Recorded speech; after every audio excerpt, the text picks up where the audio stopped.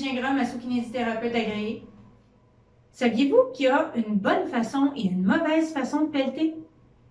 Si je vous pose la question, est-ce que vous avez déjà eu des problèmes de bas de dos, des problèmes de poing dans le milieu du dos après avoir pelleté? Je pense que la majorité d'entre vous allez me dire oui. Alors aujourd'hui, je vous propose de regarder comment on devrait pelleter.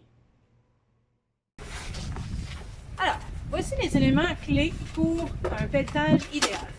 Première chose, sélectionnez une pelle qui va vous permettre de bien positionner et de bien propulser la neige.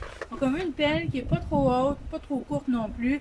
Donc, il faut prendre un peu la position pour pouvoir évaluer si c'est vraiment une pelle qui va être idéale pour vous. Donc, dans les éléments importants, on veut s'assurer qu'on va travailler beaucoup avec les jambes, les cuisses. Donc, on s'assure de plier les genoux lorsqu'on fait le pelletage. On ne veut surtout pas travailler avec notre dos ou travailler trop avec les bras en lançant la neige, ce qui va nous causer en fait des tensions. Une autre chose importante, c'est qu'on va plier les genoux, on ramasse la neige et on évite de lancer la neige en faisant une torsion. Donc, ce qu'on veut, c'est d'essayer de lancer la neige le plus droit possible devant nous. Donc, on pousse avec les genoux et on propulse vers l'avant. Donc, si je vais ici et hop, je lance vers l'avant.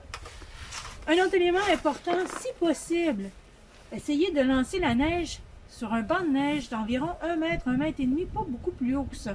Ce qui vous permet de garder, en fait, un alignement au niveau du bras et de ne pas trop pousser au niveau des épaules et d'éviter de se blesser. Okay?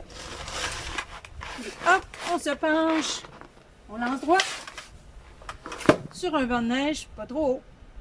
Voilà les conseils de la semaine.